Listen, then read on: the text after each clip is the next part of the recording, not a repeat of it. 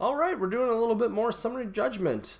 As I've mentioned in some of my more previous videos, we're powering through wave 1, working our way through the cards I haven't gotten to, and today we've landed on Sir Marcus. Sir Marcus is a human knight. He is a defender, which I suppose knight would not surprise you there. He has a soul harvest of 4, a move of 4, an agility of 4. He has 2 resilience. He has a melee of 6. He has 2 attacks, actually. He has a sword, which is a melee weapon. It costs a single action. It's a 2-inch range and does a 2-3-4 for damage. Then he also has a shield bash, which is a melee weapon, single action, has a 1-inch range and does 1-2-3 for damage. At level 1, he has 16 damage boxes, gaining a single damage box at level 2 and 2 at level 3. So that'll round him out at 19 if he goes all the way up. And then as we flip over that first card, at level 1, he has 1 combat maneuver called Knocked Down, which costs a single symbol, 1S. Enemy model damaged by the shield bash attack suffers the knockdown condition. Good point. We'll pause here to sort of mention. You may have been wondering when I was going through the attacks, you're like, well, why does he have this shield bash? It's just strictly worse than his sword. This is why. If you want to knock down, you use the shield. If you want to do damage, use the sword. Kind of makes sense, right? His active abilities at level 1, he has Protective Stance, which is a single action. A target-friendly non-defender model within 4 inches gains +1 resilience until the start of this model's next activation. He has Wall of Ice. Says place a wall template, and I think we'll talk about what a wall template is at the 4th card. Wall template completely within 6 inches of this model. The wall has a height of 1 and provides hard cover. Wall of Ice expires at the start of the model's next activation. Additionally, walls cannot be placed on impassable terrain, other walls, souls, or models. Okay. At level 2, Sir Marcus picks up Winter's Bite. Enemy models which begin an advance or charge action within 3 inches of Marcus suffer -2 inches, -2 move penalty, a -2-inch move penalty for the duration of that action. Models with Pathfinder are not affected by Winter's Bite. At level 3, he gains an active ability, which is a fade ability called Blizzard, costs 1 fade. Place a Blizzard token within 4 inches of this model. Enemy models suffer -2 to their ranged attacks, magic attacks, and soul harvest while within 4 inches of the token. Remove the Blizzard token at the beginning of this model's next activation. And then finally at the bottom here, some notes on knockdown, so we'll talk about that. If you're knocked down, you suffer -3 agility to a minimum of 1. You have to forfeit an action during your activation to stand up. You cannot perform parting blows. You cannot engage the enemy model, and you have a height of 1. Hard cover, since this wall provides that, we're talking about. That will give you +2 agility versus ranged attacks, and it'll give you +1 agility versus magic and melee attacks. And finally, as I said before, the wall template is 4 inches long, 3/4 of an inch wide, and has a height of 1 inch. So that also helps you if you want to make a template yourself. That would be pretty cool. But either way, that's how it's represented when you put it down. All right, so what's Marcus's deal? Well, he's a defender. So we've talked about a few of those. So he has a resilience of 2. We've talked about, so Skull, for example, is a resilience of 1. And is relying on his hit point pool a little bit more, and he's also a little bit more offensively oriented. You've got Thrommel, who's at 2, but only agility 3. Don Rockar, who can go up to 3, but is going to be low agility. If you've ever played Heroes of the Storm, or Warcraft 3 even, I would say Sir Marcus most reminds me of Arthas in his abilities. I sort of picture Winter's Bite much like the swirling cold around Arthas in Heroes of the Storm, where it slows things down. How it works in that game and how this works in this game is a little different, but it slows things down, helps with the crowd control and things like that. But Marcus brings the knockdown, which is always going to be good if you want to be helping others do damage. Also, costing fate for your opponent is always good.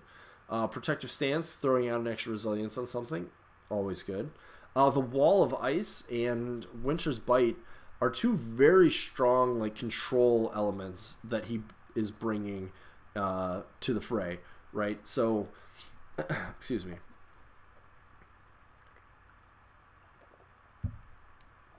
what those do.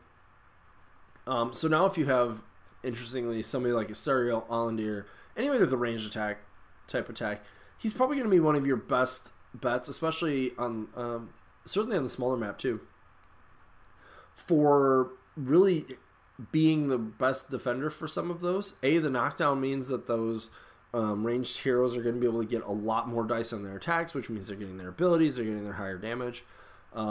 Protective Stance obviously helps keep them alive, but really Winter's Bite and Wall of Ice are both going to be pretty fantastic, because what they're going to do is keep, they're going to really make it rough for any of the enemy models that don't have Pathfinder to be able to get to where they want to go, right? So being able to put a Wall of Ice means more, you can hide behind it directly and you're going to get some more agility against a lot of attacks. You could just put it in a place to prevent a charge from happening.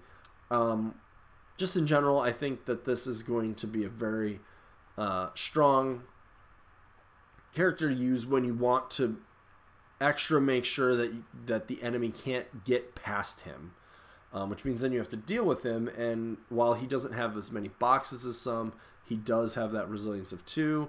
He's got an agility of 4 already, which means potentially giving him the +1 agility item, which I think defenders can still have, to double check.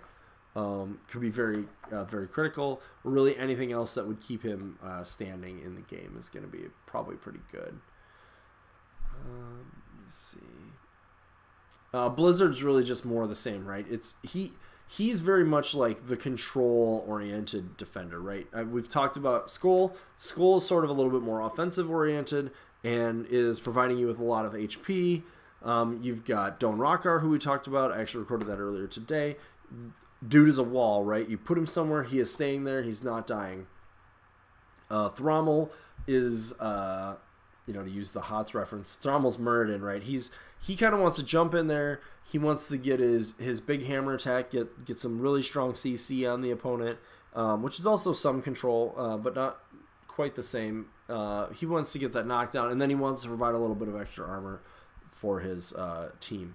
Sir Marcus is going to be the guy who's bringing the most control, in my opinion, to the situation, right? He does have a knockdown effect, but then he's throwing out the wall. He's got the blizzard. He's got the Winter's Bite, and all of that is going to be just hampering your opponent from being able to do things in a certain area, and that's sort of what I see as the strongest here. Consequently, I think if your opponent has a lot of Pathfinder, which there isn't a ton of in this game, that's going to be very strong against Sir Marcus, because both the Wall and Winter's Bite are negated by Pathfinder. Let's see what else. Again, he has a high resilience, so things that ignore that are going to be stronger. Astariel. Brock's level 3, which I recorded earlier today as well, and things like that are all going to be very strong against Sir Marcus.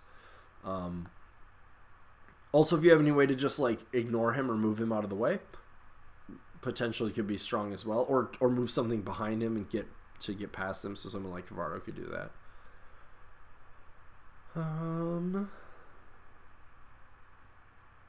Those are the big things that I'm seeing with Marcus here.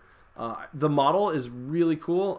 It sort of has him like shield bashing over his wall that he put down. It's very cool. The model's very much like a Winter Knight standard sort of look. I think it actually called him Winter Knight at some point in the early art. His art's really cool too. Definitely a very stoic stance out in like a cold tundra somewhere. He is a bit unusual as a human, having the resilience of 2. Most of the time humans are 4-4-0 in their non-offensive area. Soul Harvest of 4 is probably not to be totally discounted, but I would say most of the time he does not want to be spending his actions doing Soul Harvest unless it's going to be a game-winning move. So let's try to see. I really think that the key with him, and I've in other games I've played, the wall template thing is there, and that's going to be the place where the more games you play with Sir Marcus and the more you get used to what you can and can't do with that wall, the better and better he's going to be, in my opinion. It can stop a lot of stuff, it can protect a lot of stuff. You can just put it in places that are really awkward because models can't stand on it. And the models in this game are very big, right? And you don't have a ton of space. So if you can put a wall down in a certain place and they can't actually fit the 2-inch base, right? So you can like measure it if you know they have a 2-inch melee, where you place the wall such that a model can't get over the wall and also can't attack you because where the wall is positioned puts them too far away. So you can do stuff like that with the wall. It's definitely the part to be working through. If you really want to play a lot of Marcus, I would work through understanding what you can and can't do with your wall. Anyways, that's Sir Marcus. The model, as all of these models, is absolutely gorgeous. Again, in the show notes, there's a link to Judgment's website where you can find these cards and rules. Go to the print and play section. Additionally, feel free to hit me up on Discord, either my own or the Judgment one, or on any other social media, or throw some comments in the show notes. As always, I've only gotten a limited amount of games, so I'm mostly just reviewing what I see, and I by no means give you any sort of note that I'm like an amazing Judgment player or anything yet. See the current king, Colin Hill, if you would like more on that type of thought. So, but anyways, Marcus is quite good, and certainly take a look at him. Again, thanks for watching, and we will see you